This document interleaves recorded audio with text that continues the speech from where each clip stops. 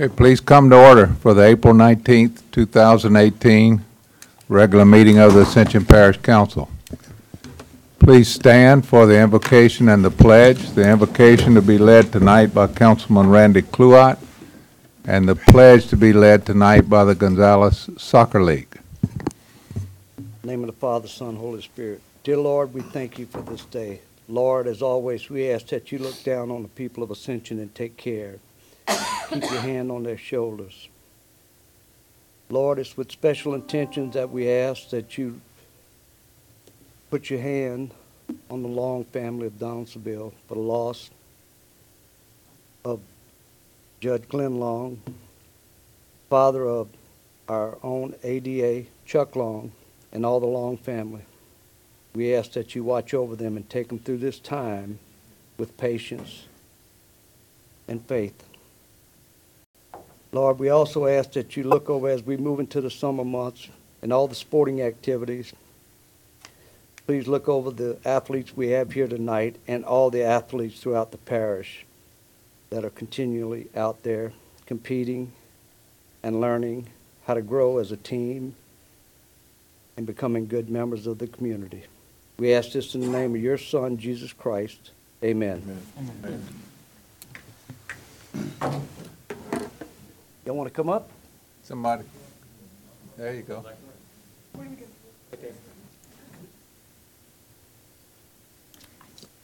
I pledge allegiance to the flag of the United States of America and to the republic for which it stands, one nation, under God, indivisible, with liberty and justice for all.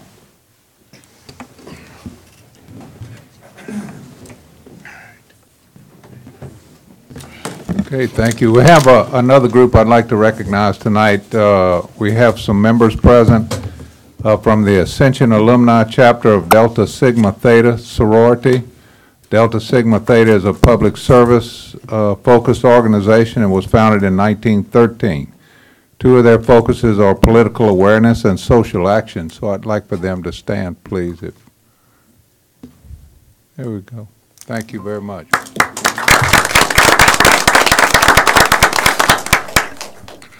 Okay, roll call, Madam Secretary. Looks like everyone is present tonight.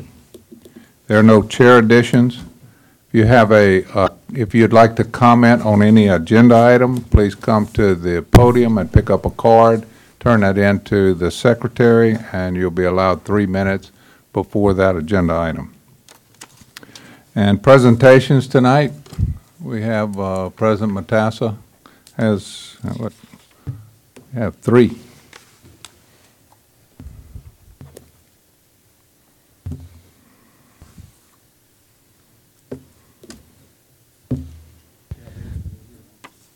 Okay, autism, would y'all come up, please?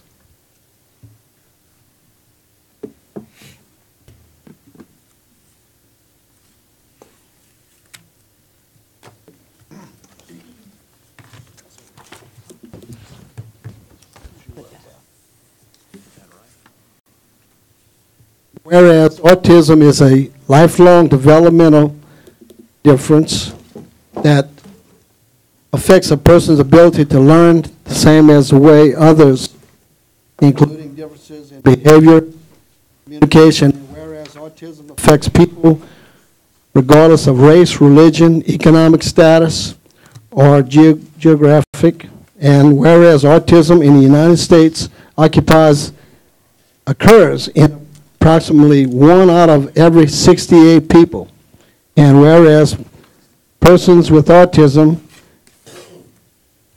can be helped to reach their greatest potential in early diagnosis along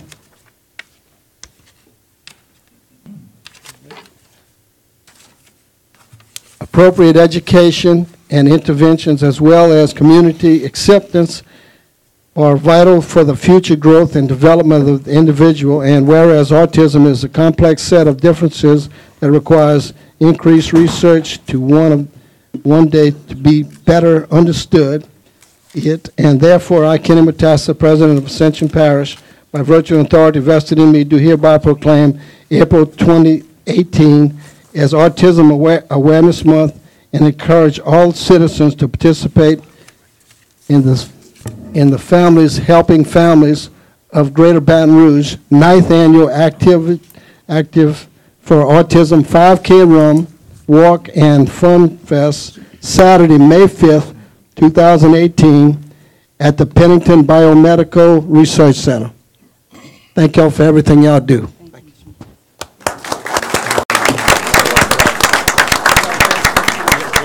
Ms. Chambers?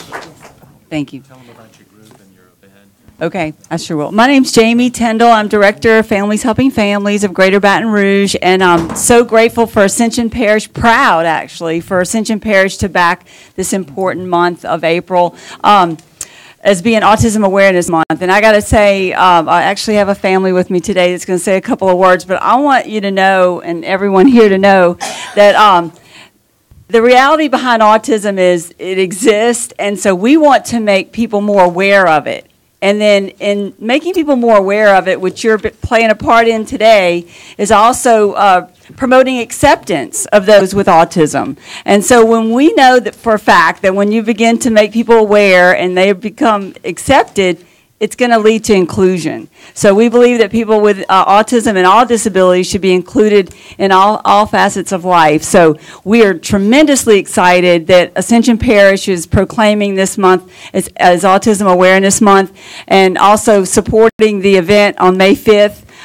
This is our 9th year. Y'all have always been there for us. You've always allowed us to come here, and you've made this proclamation. Thank you so much, Parish President. We appreciate your support. But instead of me boring you, although I don't know if you can see it, but you have a packet. So you know the date, May 5th, Saturday, May 5th. This year at Pennington. Typically it was at the State Police Grounds, and we moved the venue to Pennington. We think that's a great venue for a 5K and really family fun environment and venue for that. So we're super excited about that. If you have trouble remembering that date, it's Cinco de Mayo. So come to see us that morning and do whatever you wish that afternoon. And I don't want to take up any more time, because really what it's all about are the families that are affected by autism. And so I have Susie Trabeau and her grandson, Gage. Hey, how are you? You want to say hi? Hi. Say thank you. Thank you. We just want to thank y'all, President Matassa, the council. Some of you I know well, Mr. Lambert, but by y'all doing this, y'all have no idea the changes and the difference it makes in our lives, because everything for us is a challenge, everything, from the morning when we get up till we go to bed. If we change a curveball in his schedule, it's a big deal for us. But by y'all reaching out and making this an awareness to the community, I will share, we took Gage out to eat last week, which is a rare occasion because we have behavior issues. And a local business here in the parish went above and beyond because they are aware. Jamie and Families Helping Families reach out to these businesses. They make awareness. They bring it to the public's attention. The waitress, bless her heart, she worked really hard for her job that night and her tips. But it was a family outing, and for us, it's hard to do that. Everybody else takes that for granted. When President Matassa and Ms. Elma want to go eat, they get up and go eat. When we want to go eat, we have to plan the whole day, and we have to make arrangements to get him prepared that what we're going to do. So by you doing this and the council doing this, it brings it out to the public. So when we call a business and say, hey, look, we'd like to come tonight, but we have an autistic child, we're just giving you the heads up, they make every possible service available to us, putting us in a quiet place, putting us out of the traffic, putting us with an experienced waitress. So it's those things that goes unheard, but from us, we appreciate it. It makes our outings few and far between, but a great success. So we invite y'all to the walk. Please come. Please continue to support Family Helping Families, because when we get in crisis, that's who we go to. We have them on speed dial. 911 and Families Helping Families. That's our speed dials. So we invite y'all, come out and just love on them. just love on all of us. Thank y'all so much.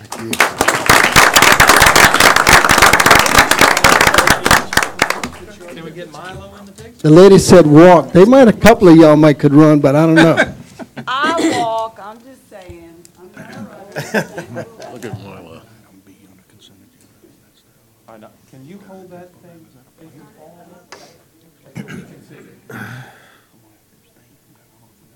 Not over your face. He's covering his face. Oh, now put it a little bit down. I There can't see you it. No, go. Milo, the vet. There you go. Milo, you can stay where you I are. mean, it's not a refinery. Cool. That's a good-looking bunch. Thank you. Thank you very much.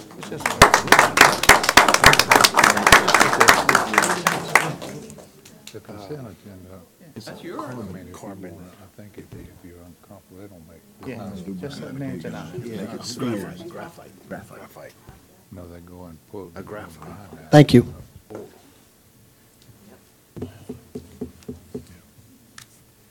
Someone with a comment? Yeah, first one.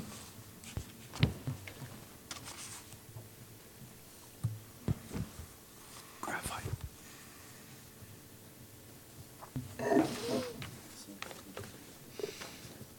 Whereas child abuse and neglect or problems in our society affected many children in our community, and whereas every child is entitled to love, cared for, to be loved, cared for, feel safe, and to be free of verbal, sexual, emotional, physical abuse, and whereas the responsibility of every adult and where every adult who comes in contact with a child who needs protection, the child's right to safe childhood, and whereas Ascension Parish has dedicated individuals and organizations who work daily to counter the problems of child abuse and to help parents obtain assistance that needed. And whereas our communities are stronger with our citizens becoming aware of child mental treatment, prevention, and become involved in supporting parents to raise their children in a safe environment. And whereas whereas good child abuse prevention programs succeed because of the partnerships among families, social service agencies, religious and civic organizations, schools and law enforcement, and business communities. Now therefore, I, Kenny Matassa, President of Parish of Ascension, State of Louisiana, by virtue and authority vested in me, do hereby proclaim April 2018 as Child Abuse Prevention Month in Ascension Parish. Thank you. And Ms. Rachel, you want to say a few words? Yes, sir. Thank you so much. Thank you so much, Parish President and Council members, for proclaiming April as Child Abuse Prevention Month.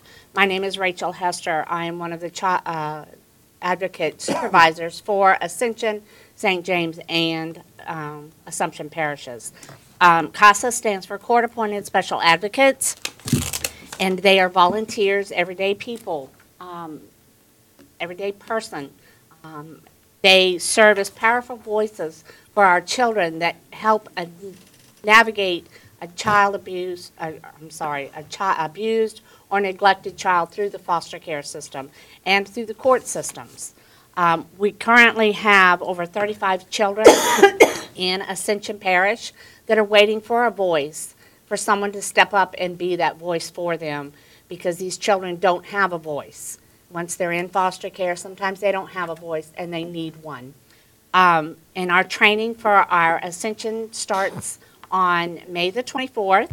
If you would like to learn more about that, you can call our phone number at 225-647-2005. Also, throughout the month of April, we will be displaying pinwheels in our 10-parish area. The pinwheel is the nationwide symbol for Child Abuse Prevention Month. This actually was done by a child in one of our 10 parishes and was submitted for our Child Abuse Prevention Month. Our agency wants to engage the community to plant, protect, and prevent child abuse. If you would like to make a donation or plant your own pinwheel garden, you're more than welcome to. Please contact us at 800-798-1575, or you can visit us online at www.childadv.net. Thank you so much. I appreciate it. Thank you.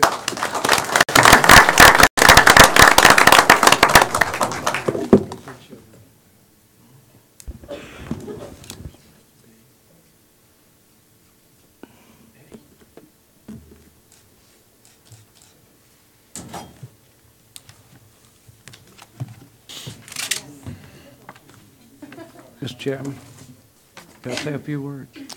Do we have another presentation? Okay.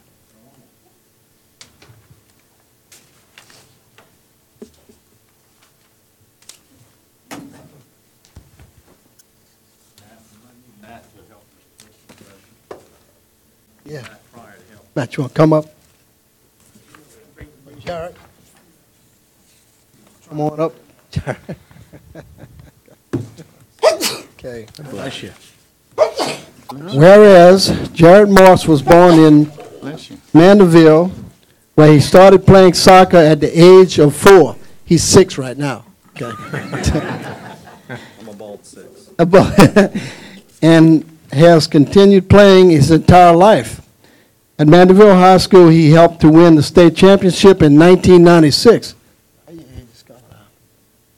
And whereas Jared Morse now calls Ascension Parish home with his wife, Shanna, and their 3 children, all of whom played soccer. They became active in the Gonzales Soccer Club. He soon became president and immediately started instituting policies to give GSC the chance to succeed. His first set a mission for the club to focus on putting players first and doing what it does best in interests of each player. The transition was discussed but over the last 5 years, the fruits of the labor have come to pass. GSC now has a strong recreational program, and the soccer was extended beyond children, as GSC now offers the adult co-ed league. And whereas Jared Morse earned to the coaching level C grade, placing him among the highest level soccer coaches in the state according to the U.S. Youth Soccer. He has expanded the quality of coaching with coaches from Great Britain, and many parents have taken entire level coaching courses under Jared's leadership. Every volunteer recreational coach is given a lesson guide, and thanks to Jared, qualified coaches are chosen GSC over other programs because the focus of players. And whereas under the leadership of Jared Morse, GSC partnered with Ascension Parish to open the Cajun Industrial Soccer Park at Lamar Dixon Expo Center. And whereas in 2017, less than a month after the park was opened, Louisiana Soccer hosted a 2017 Tiger Cup at Lamar Dixon. In 2018, the first Jambalaya Classic tournament, and was held over 75 teams attended, making it a huge success. Whereas the leadership of Jared Morse has changed the culture of the club, GSC now has excellent reputation around the state that succeeds GSC's current enjoys could not have been achieved without the efforts of Jared Morse.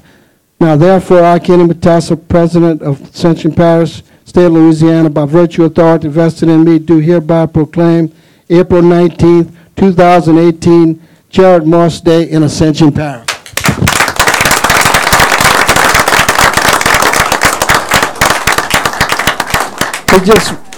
I know everybody up there appreciates all this hard work. I can't imagine how many hours you put in this, but we're just so glad to have you here in Ascension Parish. I thank you for everything. Won't be long. Just want to say thank you for the appreciation. I understand the sacrifices you guys make in doing what you do. I do it for a different reason than you guys do. My main thing I want to say is this is not me. I cannot do this without some of the guys behind me. This is not something I did alone. I'm just the guy standing up here to take credit today. But without our volunteers, I mean, at Jambalaya Cup, if you were there, Aaron will vouch for me, we had volunteers everywhere, everywhere. Not me. I was driving around in a golf cart just enjoying the day and watching what had come. So just want to say thank you. Thank you to my girls for showing up. That's some of my team. And I especially want to say thank you to my wife. She puts up with a lot to let me do this. So thank you.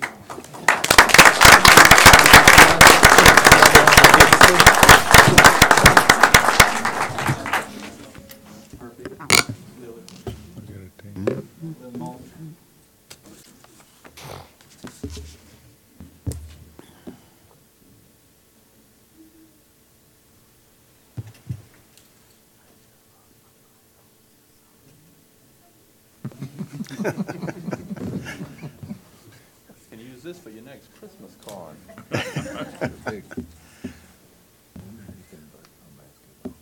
Henry Smile. That's good. Thank you. Congratulations.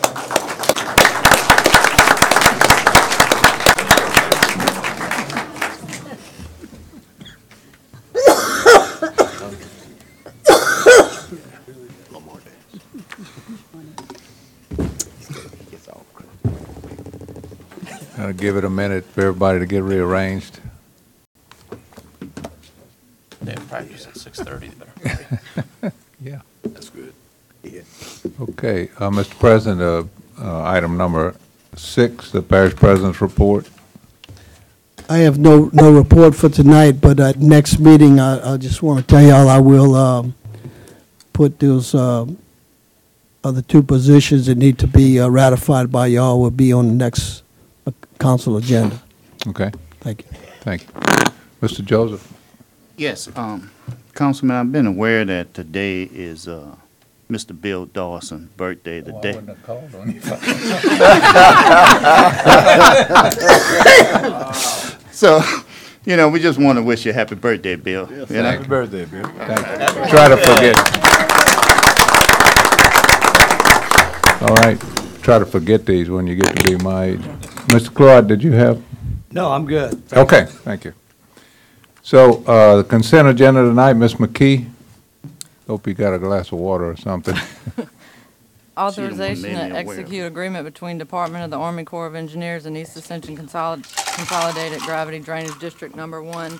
And I need to read as Parish of Ascension to add in there for expedited processing of Section 10/404 permits and to authorize Parish President Penny Tacit to sign and execute all documents pertaining to agreement. Approval of industrial tax exemption, Project Pencil, Sierra Resources. Approval of Parish Call Center.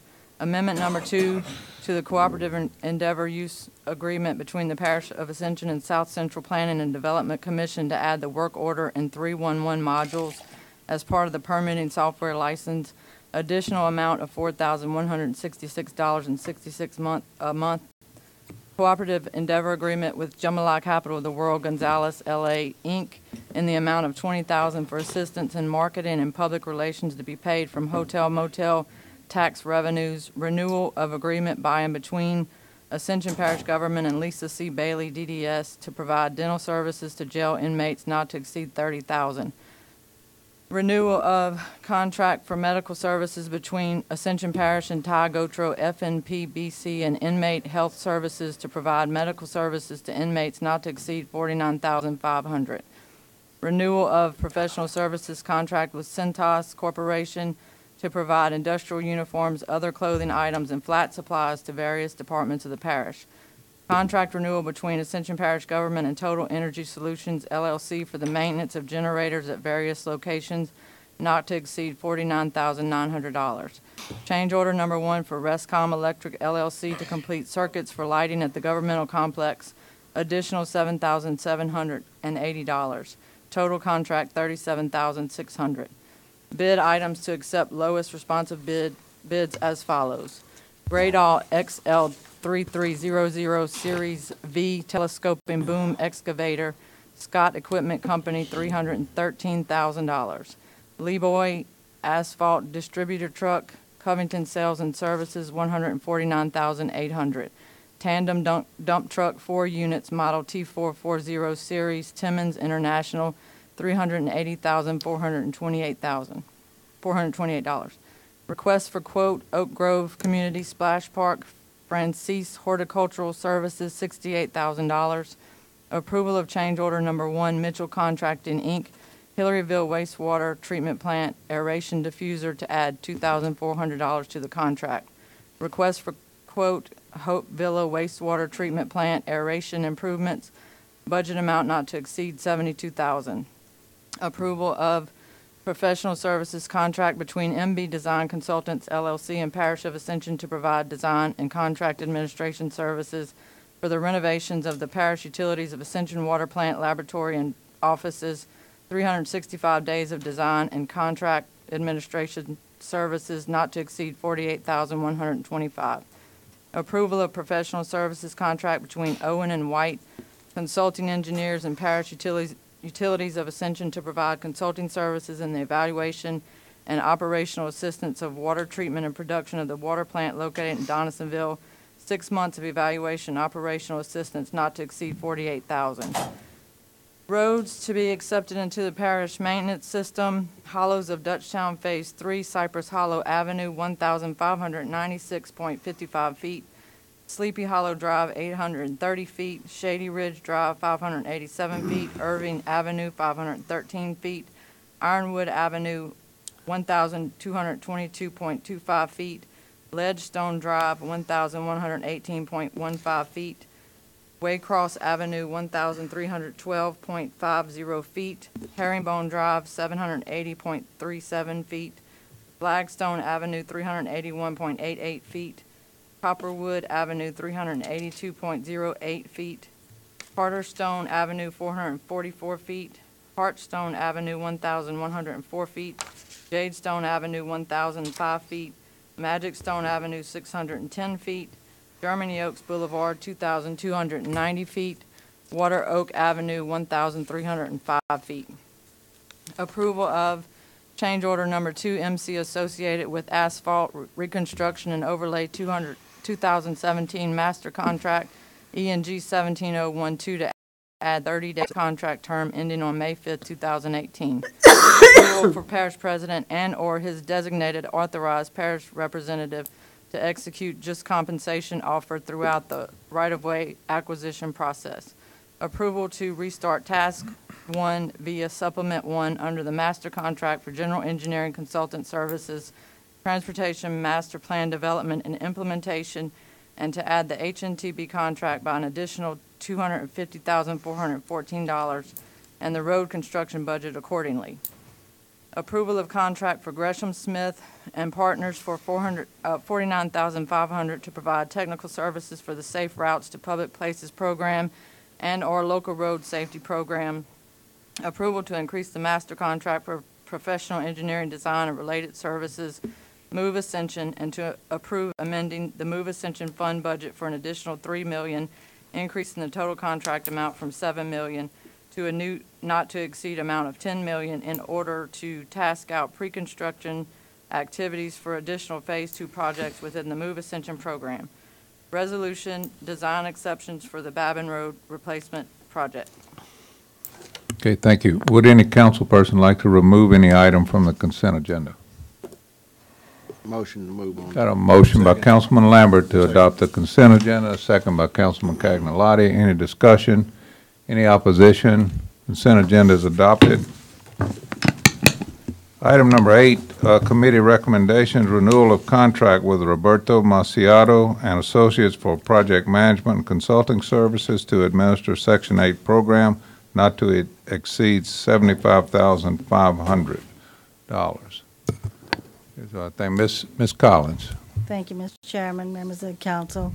At the finance meeting, there was a request to have Mr. Roberto come and provide some information to you, and he is here tonight to give an update, and I'll pass out the information to you.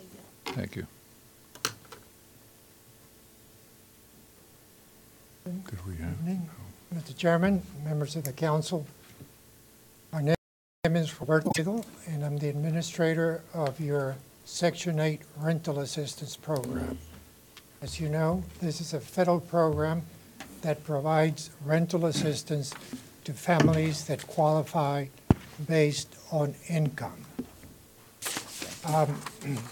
This evening, since we're only in the first quarter of 2018, I think you would get a better picture of the program by giving you the statistics during the year 2017.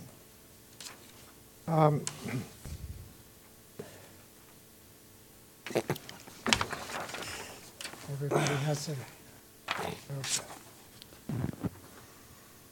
The first item would be the average number of tenants assisted per month.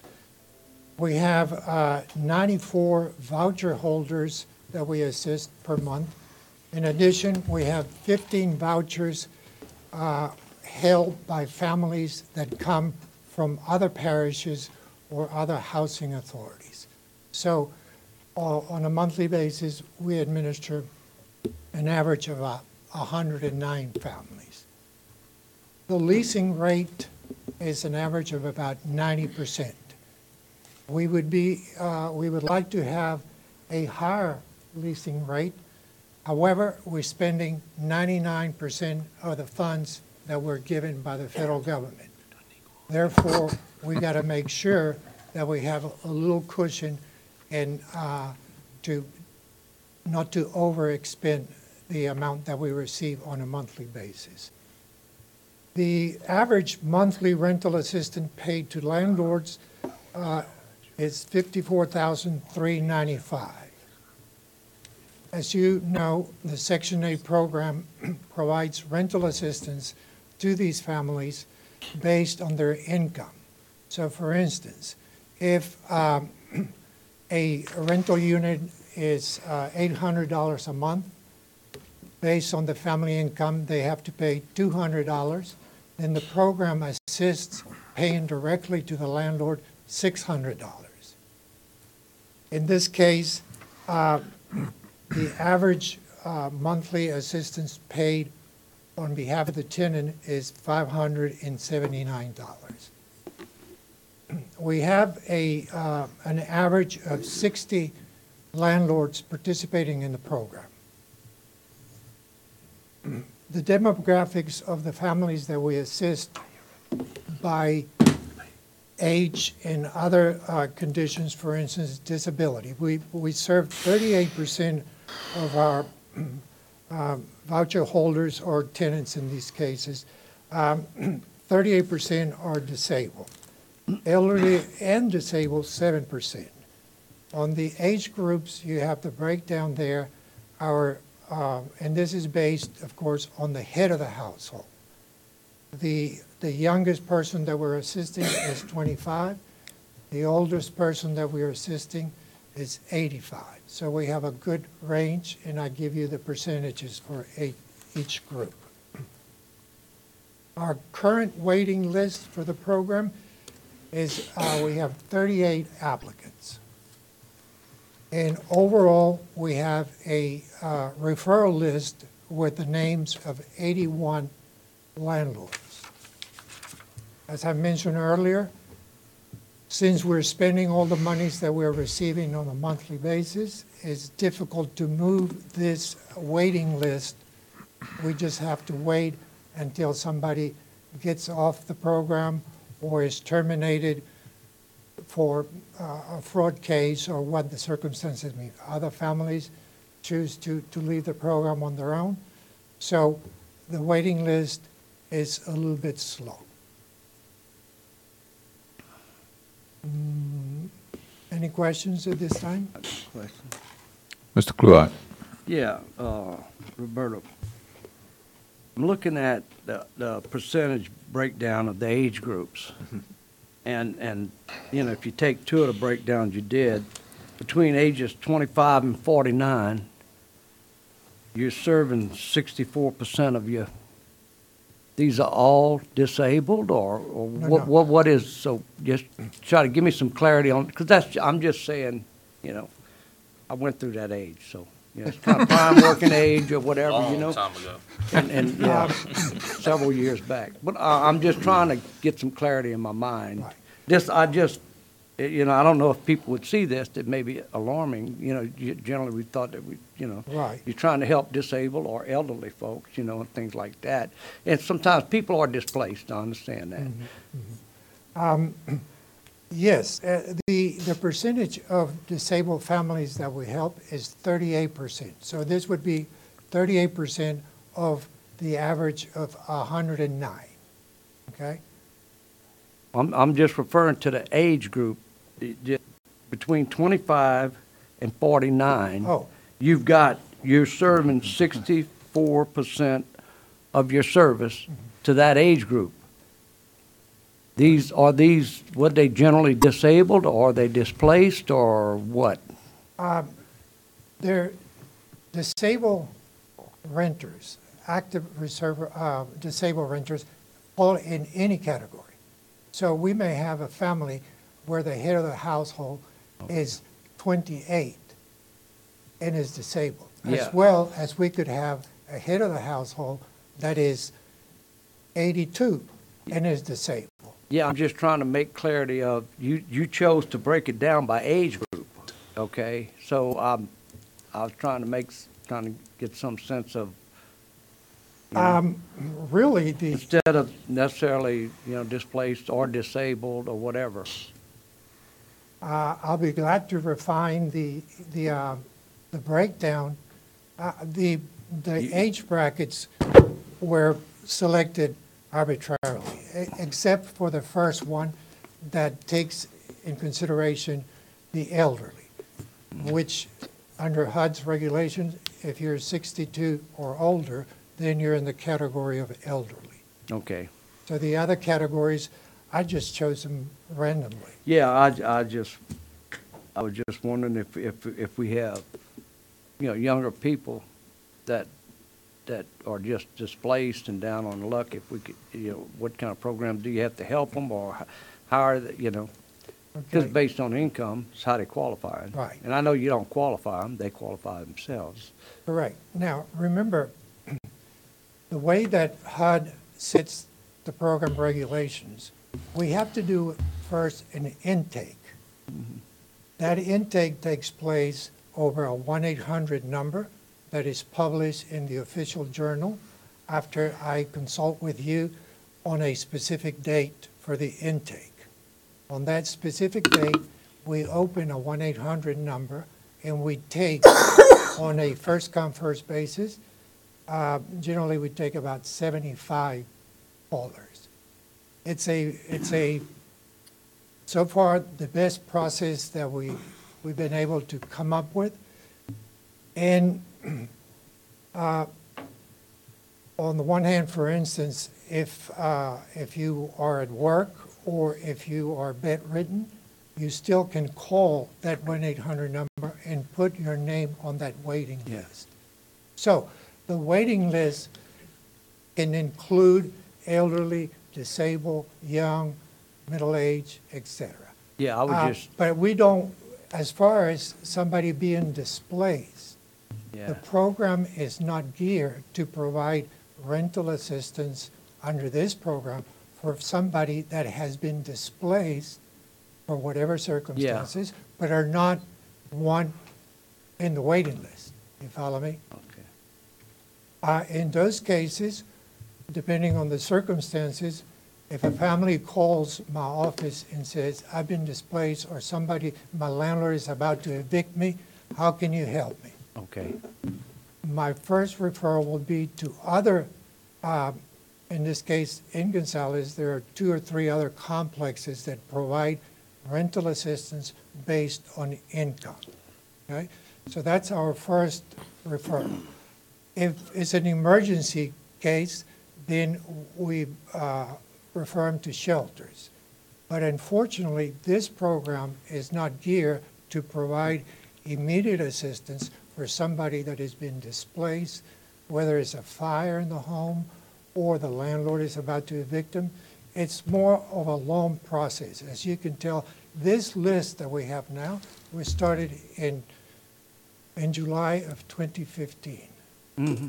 So by the time you get to your name, if you were number one on the call-in list, well, you can be helped right away. Yeah. If you're not, you're 75, unfortunately, you're going to be waiting quite some time. Yeah, and then I'm just getting at if we got some people we can help, I want to try to help them, that's all. My other question was that you can tell us why we have, and I think you did it before, I don't remember, why we have 94 vouchers and then the waiting lists. You know, how long is there something, can we get more vouchers or whatever? Is it per capita? What is it? Overall, Ascension Parish, the parish program has 101 vouchers. Okay. Okay? The city of Donaldsonville has 95 vouchers. So altogether, in Ascension Parish, is a relatively limited amount of families that we can help at one time. The population has grown tremendously. The need is always there. Unfortunately, the federal government has their own reasons why sometimes they want to reduce this program. There's also rumors that they want to eliminate the program. And so another issue is also once you get in the program, as long as you meet the requirements of the program, you can stay there receiving assistance for quite some time. And that's been always a little frustrating because you would like to circulate the assistance. And in some cases, we have families that have been in the program for several years, but there's nothing we can do about it. Yeah.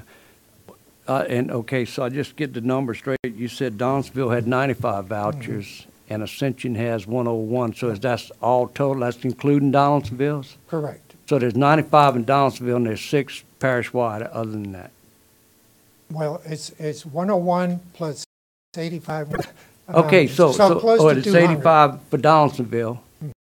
But 85 for Donaldsonville, and then we got 101 for the parish. For the rest of the parish. Good deal. Thank you. That's all I got. Thank you. Mr. Joseph. Yeah, Mr. Robert.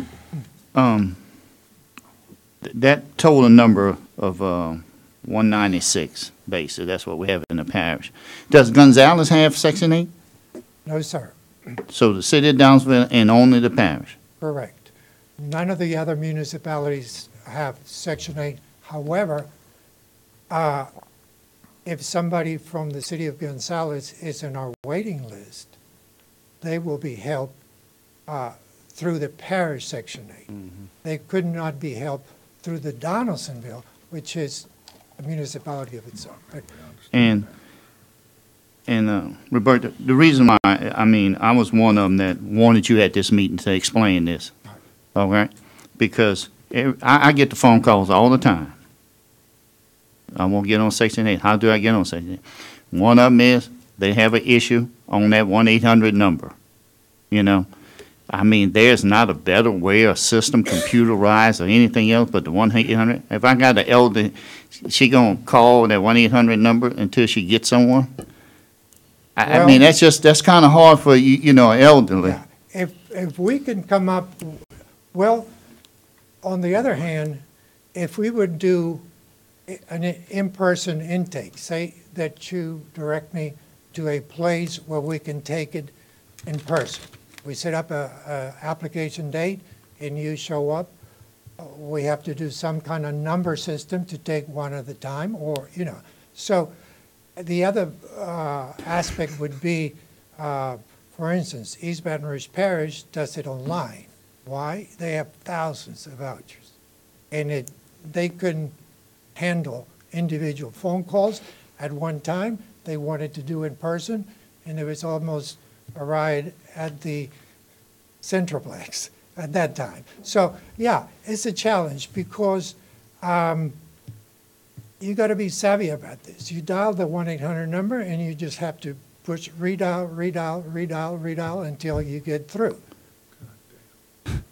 But the waiting list has to be in a sequence. And in order to do that, we have to take one phone call at a time.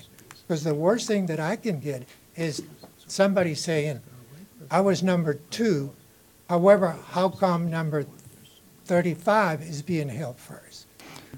So, but we can come up with a better system. I mean, I hope we can, because it's been frustrating for my constituent. I can tell you right now, and I know I have, you know, a bunch of them is trying to get on this list. And my other thing is senior citizen. I mean, you know, we just don't have the housing, and they're looking for some assistance. And they just can't be dialing that 800 number for that one little period. I mean, that period, that intake period is how long? 1 day or 5 hours or? Well, depending on how many we take, last time we took 75. So we closed the 1-800 when we reached number 75. I must admit, after that 75, we generally start at 8:30 in the morning. By 12 o'clock noon, we reached the 75. We will get a good maybe 20 more calls of frustrated folks that cannot get through. And again, it goes back to if we can come up with a better system, but mind you, we don't have neither the funds nor the space for everybody that wants to be in the program is going to be in the program. Some people are just not going to be assisted. And I do understand that, but the public is missing this communication some kind of way. You know, when it comes to that, they just think Section H is out there. And when you just tell me only got 196 of them, there's not for 120,000 people here in Ascension Parish. Right. It's just not enough, period. Right. And I guess going to your original question, Yeah.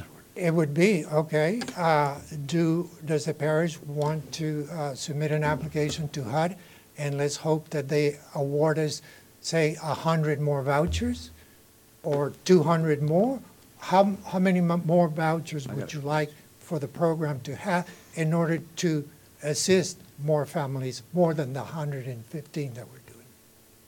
I mean, that's a number that definitely based on your number, and I'm just going to use this tip, based on the number of phone calls you have been getting over the last 10 years, at least you can take those average numbers and say, okay, based on this here, we got 196. We just need to average, you know, based on those calls. If we can increase and request for an extra 50 or 60.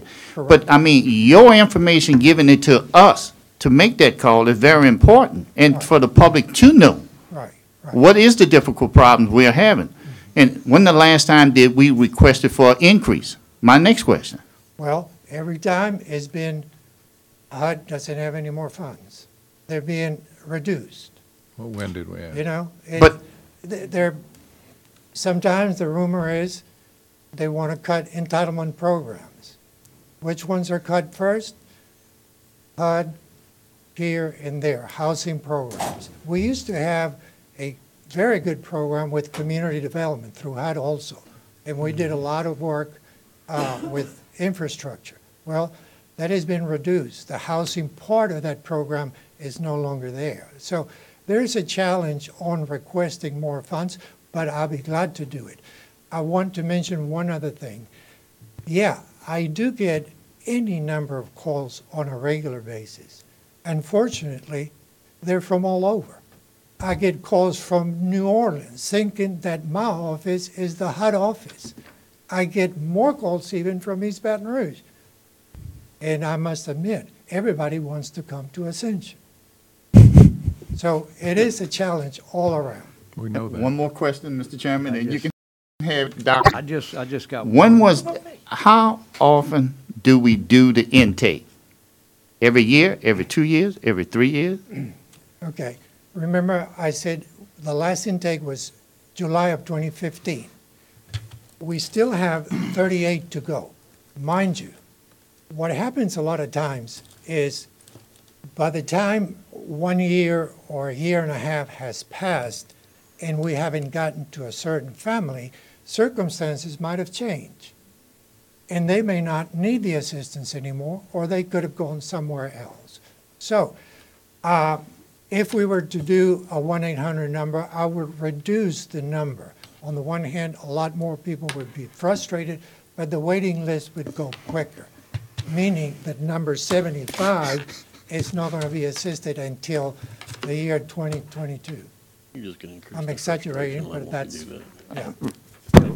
I appreciate you coming. I just hoping you come a little bit more often Saturday night. and give us an update on these things, because that's where the frustration was. I mean, I'll be honest with you, you're asking for a renewal of a contract, and I know it's a federal dollar, but once again, just a lot of the public just do not understand Section 8 program and how many is available. And since 2015, I mean, if I'm a senior citizen, I know I can't remember to call you again. All right? So, thank you for coming. Sure, thank you. Councilman Satterley. Thank you, Mr. Chairman, and thank you, Mr. Macedo, for coming this evening. I'm going to do a preemptive strike from our chairman, who likes to crunch the numbers. I'm going to try some number crunching. I'm probably not understanding this correctly. I'll readily admit that up front in asking my question. I'm looking at your items D, E, and F on the handout you gave us, sir. Mm-hmm. And I see a monthly under F average number of landlords participating in the Section 8 program of 60, an average monthly, and these are all averages, and they're all monthly, so that's common. Mm-hmm. On the D, rental assistance paid 54,394. Simple division of D by F, I thought maybe, unless my algebra is wrong, would have given you E, the average monthly assistance paid per tenant, which you list as $579. However, when you divide the 60 landlords participating in the average monthly rental assistance paid to those landlords, the 54,394, I get 906.56. Where is the difference between 906.56 per month and $579 per month going to? Right. Remember what I mentioned earlier, and there's also a misconception that the general public sometimes thinks that Section 8 will pay the full rent. No. So is the rest going to your company? No. The rest is paid by the tenants. I had to ask. Yeah, the rest is paid by the tenants. Because that's like, it's a lot. It's like, what is that, I don't know, 40-something% or? Oh, yeah, $400. So the tenants are out of pocket about 40% of their rent. Well, let me illustrate. Say the rent is $800. Yes, sir. Family one, because of their income, Right. has to pay directly to the landlord under a lease. So that voucher is $579 and they pay the difference for the Right. $800. Correct. Okay, I got it. That's all. Now, number two, I told you I probably did it, now I do. H and I. H is the current number of applicants on the list. We talked about that with OJ's question moments ago, 38. Mm-hmm. I is the current number of landlords, 81. I just want to be sure.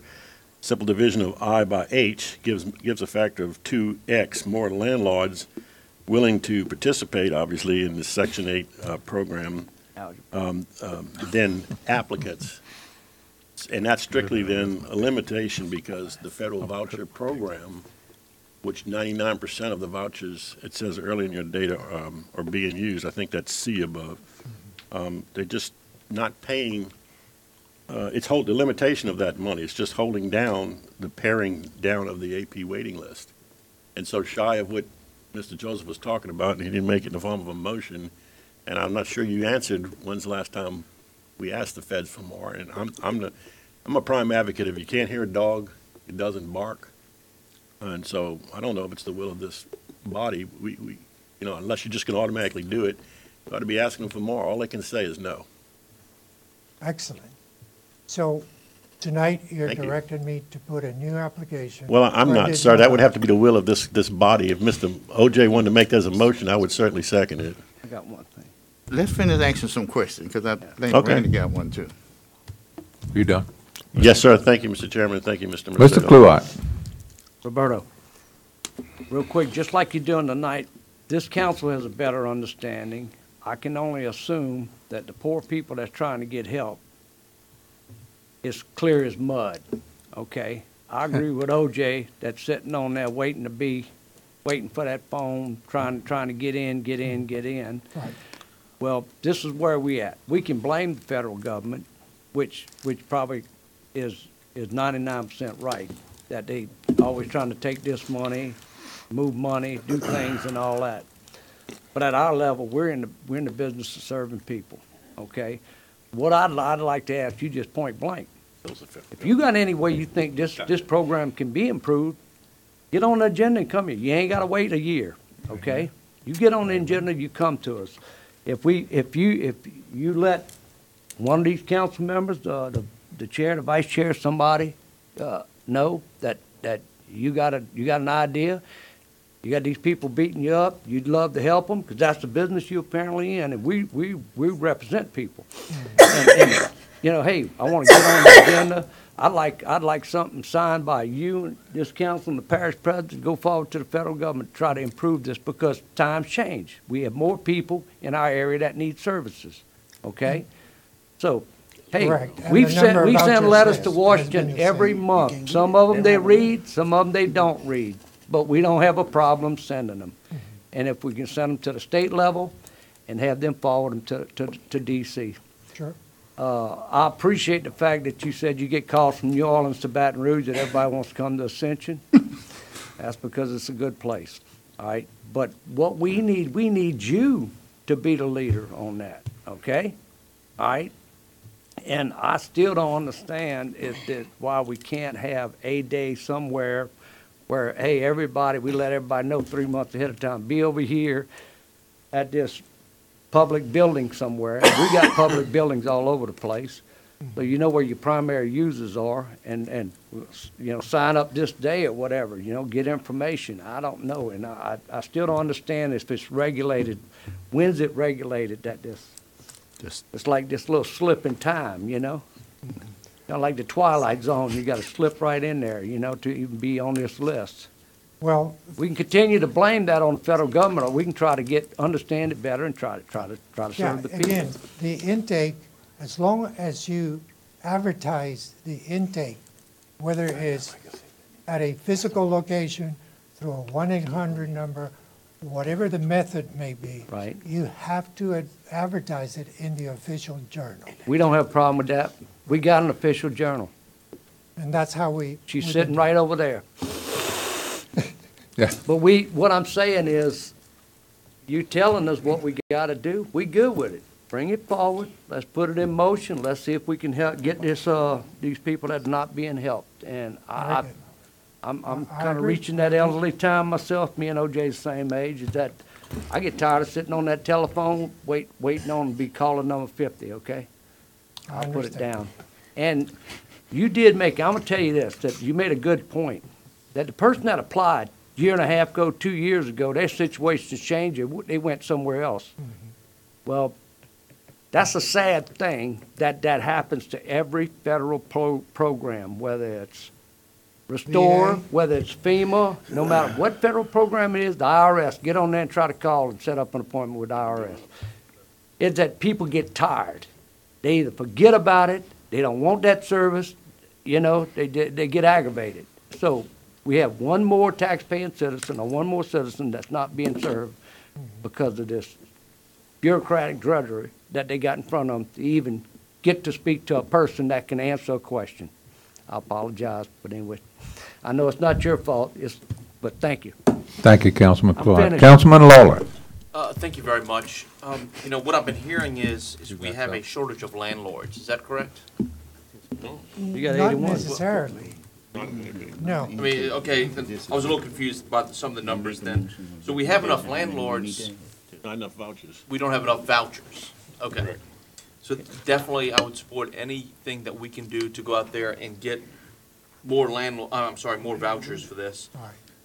But one of the overriding concerns is that I'm hearing from people is it's not just Section 8. We don't seem to have affordable housing in Ascension Parish. Is that something that you've seen? Wait a minute. The process that is followed in order to obtain affordable housing is one that is done through the Louisiana Housing Corporation, and it's done through developers. Developers, and I'm going to jump real quick because you will have a very good picture. Recently, about 6 months ago, in the city of Donaldsonville, after many, many years of no movement in new housing, there is a development, Bayou Oaks. Excellent place, brand new. The interiors are excellent. The appliances are brand new. It's a very good place. Well, obviously, in no time, it's filled up. We have some families in the Section 8 program. They're part of that lease up. Then there's a combination of full payment of the rent, but it is an affordable complex that was done by developers that study the market. So you would be the first ones to get word if anybody is interested in developing affordable housing in the parish. Have you received any interest from anybody? Yes, yes. I mean, I've spoken with people that have trouble finding professional people that have jobs, that have educations. They can't find affordable housing in Ascension Parish. I think that's. But Are they you got- asking, No, have we been, Developers. You talking about developers? Who going to have we develop? been approached by people that have affordable housing that's offering it up? Is that what you're asking? No, in order to have affordable housing, somebody must be interested in bringing affordable housing. Mind you, it's going to be, they got to make money, Developers. and the incentive is to get tax credits, so they, and the rents for those units are going to be controlled, again, by HUD that has all the I've been housing. serving 10 years. So, I've never been. Yeah, you know, I've never been. I don't know. Would you be willing Contacted by to put an anybody. ad in the paper saying we are interested in? We're working on that one right now. Yeah. I've never been. Aaron, you're through. I just got two questions. go ahead. Councilman Joseph. Mr. Roberto, you got 38 of them on the waiting list, and your new intake date is when you get to that last one of 38, correct? Or somewhere around that period, right? Right. HUD doesn't want to have nobody in the waiting list. So they instruct us to use your judgment, depending on the speed that waiting list works, figure out a couple months or 3 months prior to exhausting your list, do another intake. Okay, so we already know this about another 2 years before another year or 2 years before you do intake. Unfortunately. All right, next question is, what do you recommend, based on what you have seen and you're doing this job, how many should we request additional through the federal government? If you give us a number, I'll make that motion. I do not know that number. Now, if it get approved or not, that's not, we have done our job. I understand that part. Well, with some of the numbers through the history of the program, I think we should have double the amount of vouchers that we have now. Okay. So we would need another 100 vouchers. Now, Okay. keep in mind, I don't want to bring this as the final word. You're always going to have more demand for assistance that you will be able to provide. But this, I've been here 12 years, and this the first time that we're gonna make, I'm gonna make the motion to ask for additional 100. The first time, 12 years. I never got that from you. I don't think this board. So that's all we are asking you when you are doing your job and renewing your contract. Come and give us that information so we can make a decision. Right. I'm going to make a quick comment. I've been at this for a long time. I've been from the very beginning when we couldn't find a single landlord that wanted to participate because it was tied with red tape of the federal program. And I had tenants ready. No landlord wanted to participate. Now, we got them knock on our door. Understand. So, What, but Yeah. Okay. Thank you for coming, and I'm going to make that motion that we ask Mr. Roberto to put an application in and a request for additional 100 vouchers on the Section H program. I'll second that. Got a motion by Councilman Joseph, second by Councilman Lawler. And then discussion, Councilman Lawler has a question. I just had a very brief question, because I'm trying to understand this. Are we part of, like, the capital region when it comes to HUD housing? Are we associated with East Baton Rouge, or are we a separate entity as Ascension? Completely separate, Okay. completely separate, yeah. Okay, so I've got one question. Perhaps President got his hand up. Just want to All right, you want to go ahead, President Matas? I just got one question. Roberto, if you get the word that the government is decreasing or not putting any more money in the system, do they take any new applications in your experience? You know what I'm saying? Through the years, I mean, I know I've been working with you a long time. They have what is called now NOFA, and that stands for Notice of Funding Availability. And they do that NOFA for hundreds of programs. It used to be that you could apply separately for Section 8, or for this, or for that. Now it's a general one. So the best thing that I can do is contact the Director of Housing in New Orleans and inquire what is the current application process. Gotcha. Okay, we have a motion and a second, we're still in discussion. I'd just like to get a clarification. Yes, sir. So, I'm looking at our budget, and it's about $750,000 for this. I want to just verify with you that this is all federal government money. There's no parish money here, which it looks to me like about $650,000 is in rental assistance, and the rest of that is $75,000 for your contract, but all of that comes from the federal government. None of that comes out of Ascension Parish's budget. Correct. Is that correct? Correct. Okay. And as far as my fees is concerned, I get paid based on the number of units that are under lease. So it is to my benefit to lease the most amount of vouchers. And sometimes it's just not possible, like in this case. We just don't have the money. Also, must add that the parish, the finance department, they put time in this program. They're the ones that cut the checks. They're the ones that do the books and so on. So they invoice the Section 8 program for their time. So the finance department gets Okay, thank you. reimbursed. I wanted to make sure there were no parish funds here. I'd like to maybe remind Councilman Joseph that we're here for a contract renewal. Okay, so if you'd like to consider your motion. Yeah, okay. Make the motion to renew Mr. Roberto contract, and then also what? Request an additional 100 vouchers, is that correct? That's right. And that's still, and Councilman Lawler, that's, you seconded that? Yes. Okay. So any further discussion? Any opposition? Hearing none, motion is adopted. Thank you, Mr. Thank you Masato. for your trust again in me. I'm getting old, but I'm still there. Just like to see you more often, Roberto. Thank you. Thank you, Roberto. Okay, item number 9, Personnel Committee recommendations. Councilman Benny Johnson. Thank you, Mr. Chairman. Personnel Committee met on April the 11th, conducted interviews for the Youth Services Planning, Child and Youth Services Planning Board, and also for the Library Board.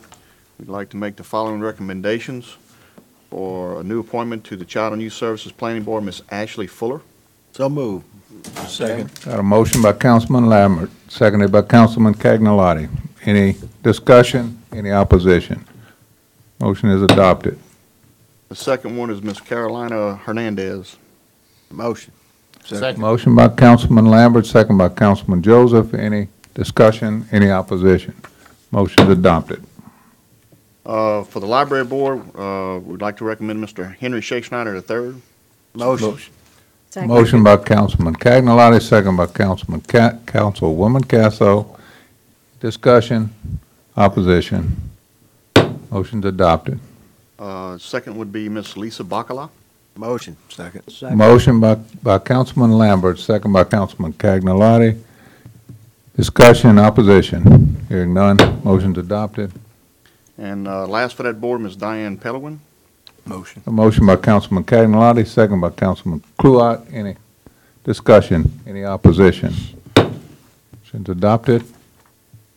The next issue we had is a procedure we found, brought to our attention, that we should be using to appoint board members.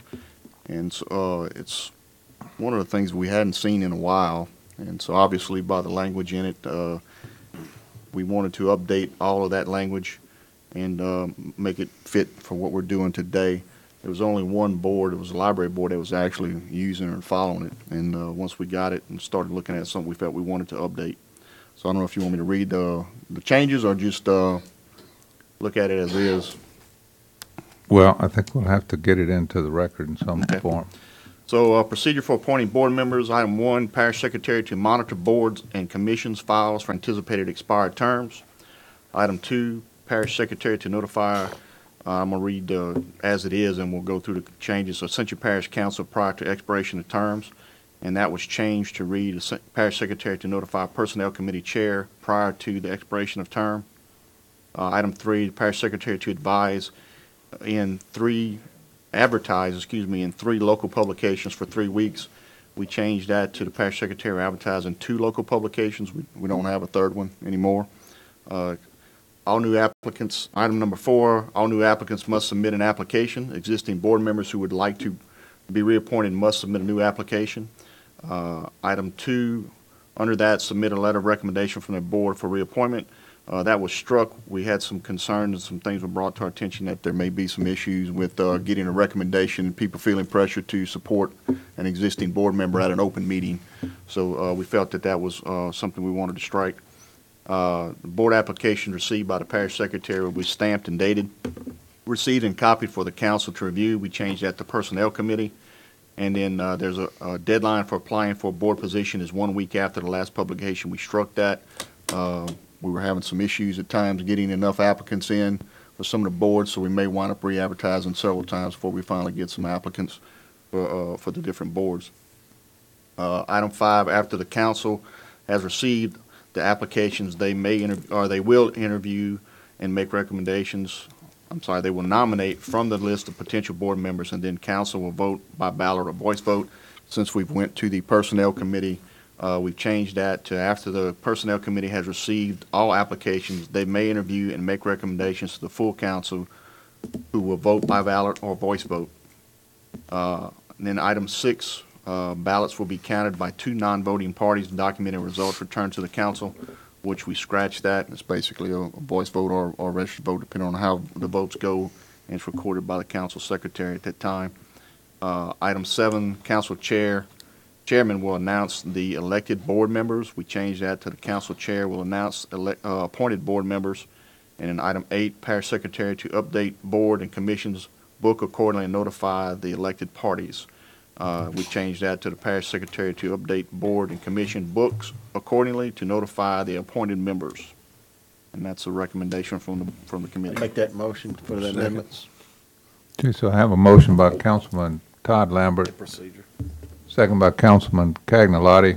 Can I clarify that motion, Mr. Lambert? Procedure, yeah. So we've, this will be a resolution, and then, did you say incorporate that into our procedures in Article 6? Is that correct? Yes. Yeah. Okay. Got it. Any discussion? Any opposition? Wait, Mr. K. I got Mr. Cagnolati first. I just wanted to say that I think Councilwoman Cazo and Benny and myself conducted the interviews, and I, for one, I think they were as well very impressed with the caliber of people that really stepped up for these positions. These commissions are very important, and the boards are very important. So it was enlightening to see the people that showed up with the qualifications they had, volunteering, because they get a big fat zero for pay, to serve on these boards and commissions. So I just want to commend the people and tell the public, if you're interested, getting involved, this is a great way to do it, and you'll help the parish tremendously if you do that. Thank you, Mr. Thank you. Councilman Satterley. Yeah, I think it's time that we do revise this. I've never had great appreciation for it, and I appreciate the committee's hard work. And I have no problem with 1, 2, 3, 6, 7, or 8. Changes in 4 or 5 are at least without discussion and knowing why we want to do them a bit troubling to me, Mr. Chairman. At the end of number 4, if we adopt this change, I'm all for this, getting rid of submitting a letter of recommendation. I don't even think we're doing that right now. So it's good always to get rid of things we're not doing. But the part about in the deadline in the footnote is stricken, that the applicant for one of our boards would have to apply 1 week after the last publication, which we're still going to have publications for 3 weeks in 2 local journals instead of 3. I'm fine with that. But if you take the deadline of a board member, or potential board member's submission and eliminate it, well, let me just ask why would we want to do that, and how will our applicants know, and does that mean anybody can just apply at any time? How will they know? Ms. Castle. I'm happy to. For several years, I served as the chair of personnel. Benny has served as the chair of personnel. There have been a lot of us do that job. I can tell you that if we close the applicant period 1 week after the final run in the paper, we would have rarely have any applicants for any board or commission. People just don't do it. They don't get them in. We have to have more time. And there are times when by the time somebody decides, it's down to the last day or 2. And so it just seems like the more opportunity we give people to get an application in, it's really not that cumbersome for the secretary to receive an application the day before, and all she's got to do is make a copy of it and have them present at the personnel committee meeting. So it's not cumbersome to extend the period, and it would be detrimental, and has been detrimental, when we had this previous rule that we could not accept them a week after the applications, after the request. We just didn't get any. Well, I can certainly see a need to encourage and not discourage people to apply, but with no deadline. And I can certainly see, and I've seen it myself. I haven't been on that committee, but as you know, except for the last go round in 6 years, I think I went to every personnel committee meeting, at least when it involved the Planning and Zoning Commission and some of our bigger boards. Without an ending, though, I'm wondering, if, as a committee, did you guys consider, how can we convince citizens from one, I'm just going to use this term in quotes, search for replacement of any individual on any of our boards by the Personnel Committee, that we were consistent from one search to the next? I mean, what is the deadline now? If this is deleted, the deadline is what? It is a minute before y'all walk into, and that's another issue. It doesn't sound like we have to interview. I'm getting to that in a minute, because it says we will interview. I'm going to change that to may interview. That's in number 5, but I'll hold on that till we get to it. So we're going to think Chairman Johnson has comments on the question. Typically, my experience with it is we've never gone to the point of where it was a last-minute thing because of trying to arrange schedules. What we try to do, what the secretaries try to do is arrange a schedule for the meeting date. Once we have some members that are willing to sign up or have signed up and we've got the interviews in, we'll go and schedule a meeting day, and then we'll start working with those folks to try to arrange for a specific time for them to come in and try to, so where they're not coming there. We start the meeting at 6 o'clock. And, they all show up at 6 o'clock and we're there till 8 or 8:30 sometimes, depending on the number of people we have to interview. And so they're sitting there for a couple of hours. So what we try to do with it is to spread that out over that time frame, give about 15, 20 minutes per interview. And so folks aren't just there sitting waiting on us to finish through with the interviews. So it's it's a continual process of working through it. Most of the time, we'll have, depending on the number of openings, if we've got more than enough applications to cover the openings, we'll go ahead and set the interviews up and do the meetings. If we don't, then we'll re-advertise until we typically do.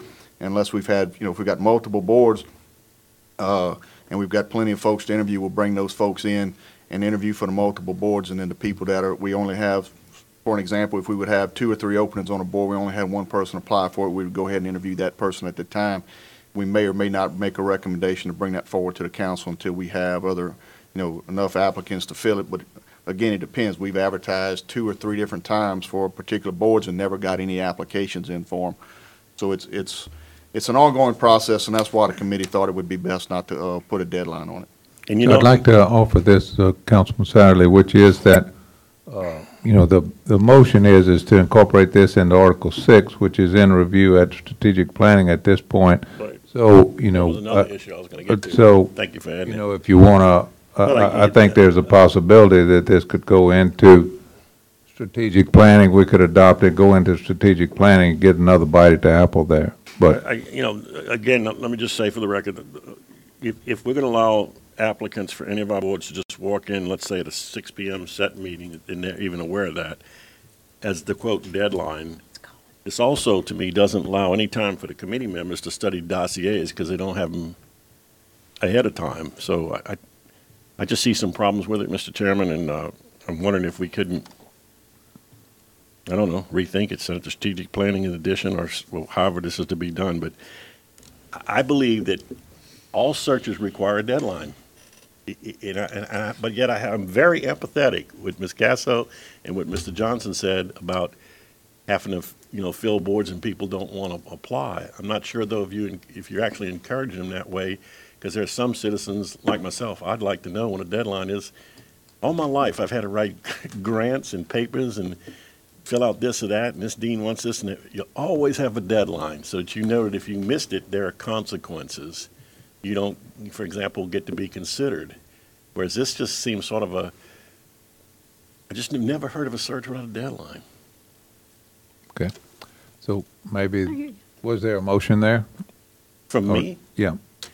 I think we should have some sort of deadline. I'm not sure what it is. We can, like I say, the strategic plan can look at it if that's the will of this this bigger body, or whatever. But I think maybe it could be set further back than what is it right now? The old asterisk footnote said deadline for applying for board position is 1 week after the last publication.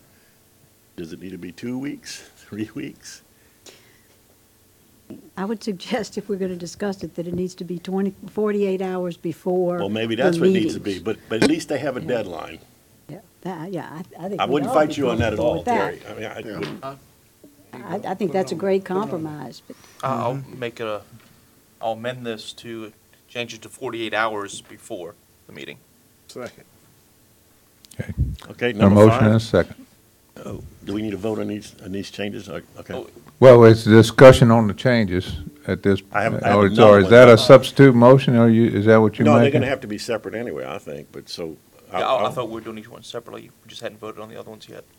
I haven't spoken on number 5 yet, but I kind of did. Okay. So we're on item number 4, and you're offering an amendment to this. Well, if we're going to accept these all at once, we can have one single amendment at the end, changing any changes we want. So I'll withdraw that amendment, and we'll listen to everything, and then we can make one big amendment. That's easier. Okay. Item 5?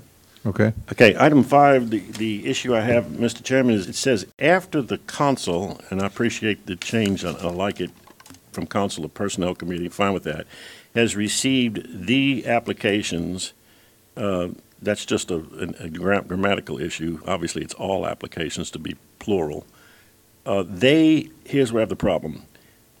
It used to say will, what did it say, I assume it, even though it's Go underlined. straight to nominate. Will interview?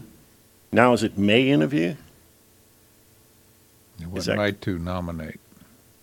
Are we changing will to may? Yes, we are. Okay, so what would be the reason not to interview folks and just go ahead and maybe sometimes interview and maybe not? And are we going to be accused by the public that we interview for some boards, don't for others, or I personally would, if I had my druthers, I'd like to see us continue to interview. Because in addition to the dossier, you can find out a lot about an individual when they come forward and present their credentials or lack thereof to you. Because they have to stand to questions, which for example, would be eliminated if you didn't interview. There'd be no questions about, I mean, I've sat on these things and I've heard people ask questions about, just as an example, do you think that what do you think about the rights of a developer to develop his property the way he or she sees fit? Versus what do you think about adjacent property owners' rights to get involved in that process and state that they don't like it because of, I don't know, traffic issues, drainage issues, so forth and so on. I'd like to see that process, frankly, continue to go on. So let's ask Councilman Johnson, are you? The discussion at the meeting, the only time this applied to where if someone didn't come to an interview, was under special conditions. We had a young lady that this past meeting that had a husband couldn't drive and was having some medical issues and had a small child and basically was not going to be able to make the meeting. So we conducted a phone interview with her. We've had instances in the past to where we've had basically no one apply other than existing board members or current board members, and instead of bringing them back to for a full-blown interview, we either look through the resume and see if there's any changes, and if someone requested that, we do an interview with them. We would always ask them to come in, but we didn't feel it was necessary to consistently bring in board members that were currently serving, and they were the only ones reapplying for those positions, to have them come in for an interview, so we would waive that. But any new member that was applying for a board, no matter what board it was, a phone that we would bring them interview, not even arguably, is still an interview, whether you're president or not. I guess it sounds really lax if you say we may do this. To me, that means we may not do it as well. And I don't know how you regulate that one way or another. Just a concern I have. Okay, Councilman Lawler. Just a thought on that topic. I share some of Councilman Satterley's concerns about the interview process. I don't see any need to necessarily interview somebody that's already been serving, especially if there are no other applicants. I would be interested to see some sort of amendment whereby if I think if an applicant requests an interview, we shall grant them the interview. Oh yeah, no doubt. If they request it, there's no problem with them coming in. Maybe we could add something like that in here. I think that would solve the issues where I certainly don't see any need. We've got some people that have been serving on boards and doing a great job with it, and nobody else applies. We're not going to go interview them. But if we could add something to the effect that they may interview and make recommendations to the full council, and any applicant that requests an interview shall be granted an interview, I think that would keep the public perfectly informed of things. Joe, we okay with this compromise? Who, me? No, because, no, sir. Again, I mean, so let's understand this. Are we saying we'll interview unless they are existing board members with no opposition? Is that what you were saying?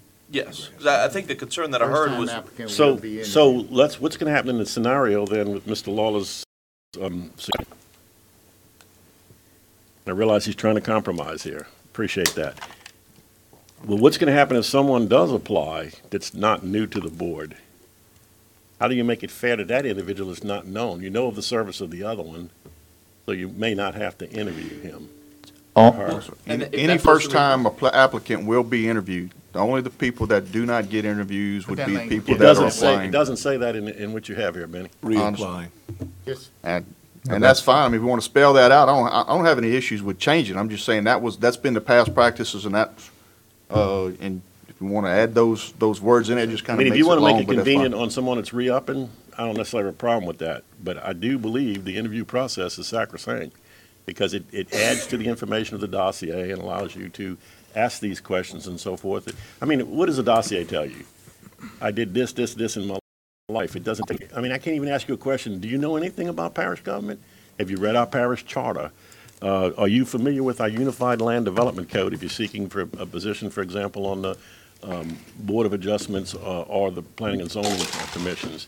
These are important questions to ask to these people, and to make this a one-size-fits-all by just saying we may interview, I think would be a mistake.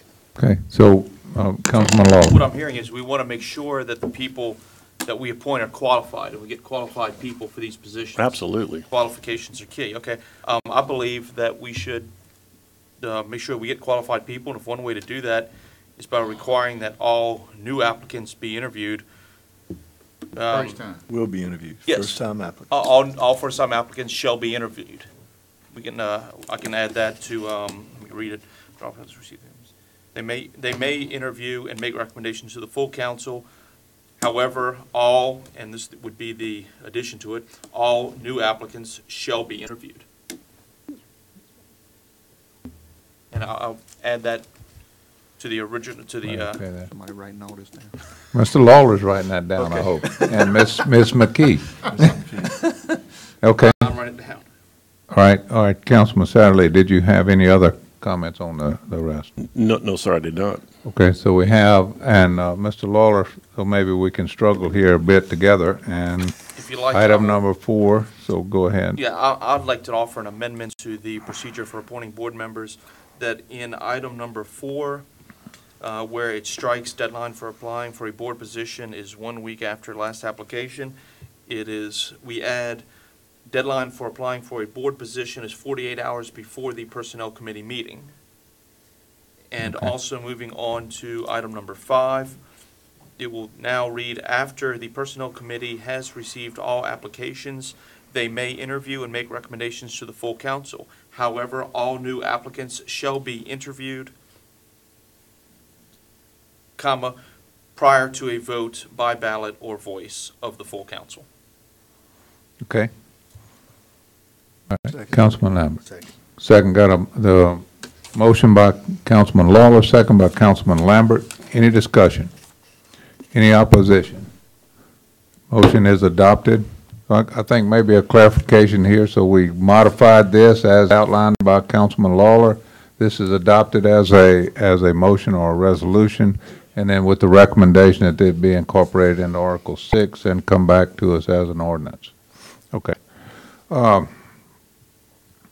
So next we have item number 10, renewal of AYBA contract, and if somebody to represent the Recreation Committee. I would make a motion that we pass on that one, or What's your motion? Refer back to? refer back. That's what refer back to Recreation. Refer back to Recreation. Second by Councilman Travis Turner. Any discussion? Any opposition? Motion's adopted. Okay, general business, item number 11, approval of professional selection committee recommendation for auctioneer services. Henderson Auctions, it's Darylyn, not Ms. Shivers. Ms. Welcome. Shivers was unable to attend tonight. I apologize. She did promise me we would have an audition for these auctioneers. You're going to have to address that with her. On March 14th, the Ascension Parish Purchasing Department received 3 proposals for auctioneer services. After review, the Ascension Parish Non-Engineering Selection Committee recommends accepting the proposals submitted by Henderson Auctions and to authorize the parish president to enter into any applicable agreement or contract for this service. Motion, Mr. Chairman. Motion by Councilman Todd Lambert, second by Councilman Dempsey Lambert. Any discussion? Any opposition? Thank you. Thank you. Okay, you have a resolution authorizing the parish president to request membership in the Capital Area Groundwater Conservation Commission.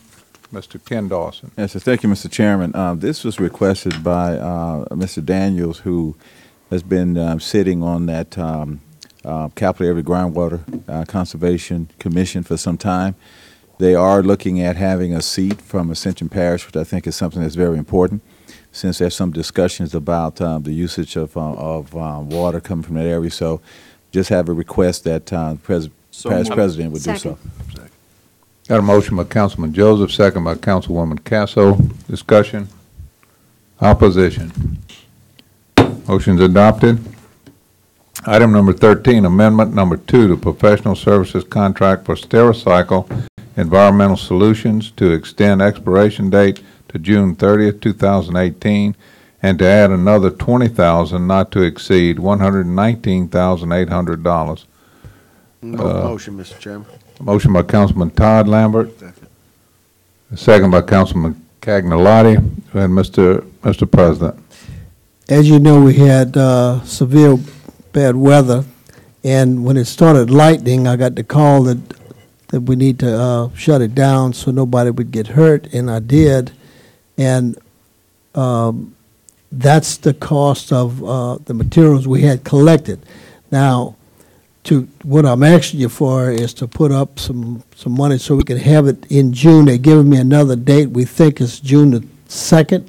Okay. As soon as I get that, I will let you know. Good. Okay. Good. So we have a motion and a second. Any further discussion? Mr. Joseph? Yes, Mr. President, the parish pays this money, correct? Yes, sir. Okay.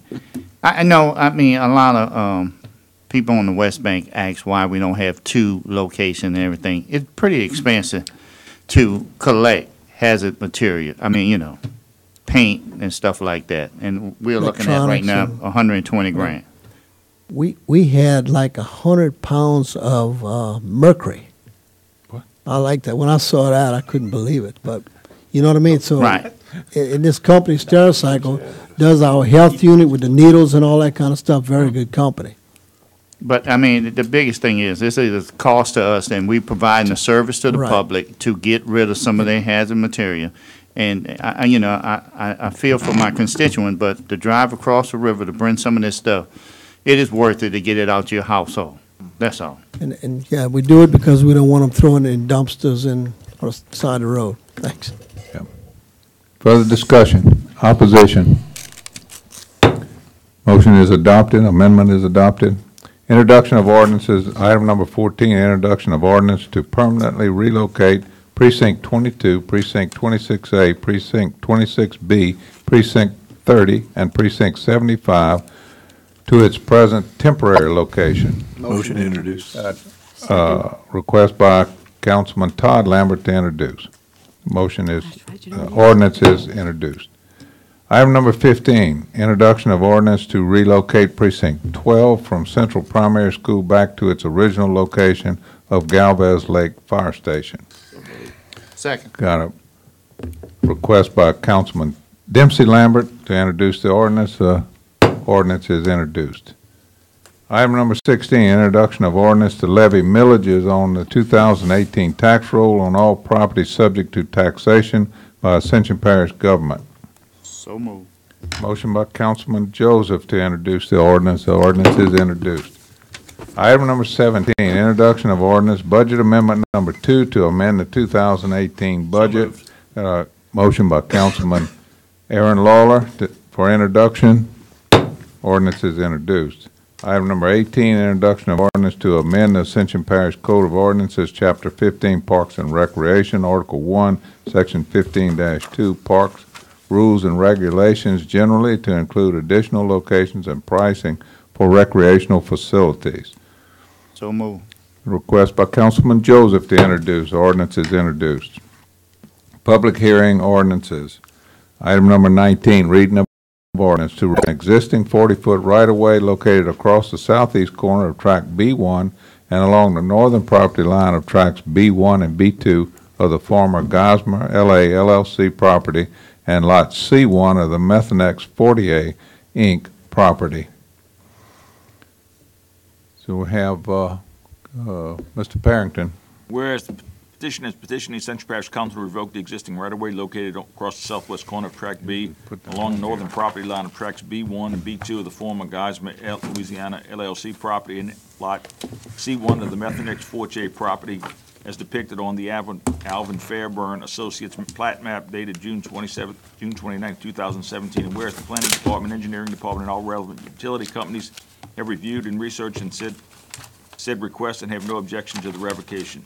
Parish of Ascension hereby ordains that it grants the approval of the revocation of the existing right-of-way located on the southeast corner of Tract B1 and along the northern part of Tracts B1 and B2 of the former Geismar, Louisiana LLC property and Lot C1 of the Methanex Forte Inc. property as described on the Albert Furburn and Associates plat map dated June 29, 2017, attached here to and made a part hereof as Exhibit A.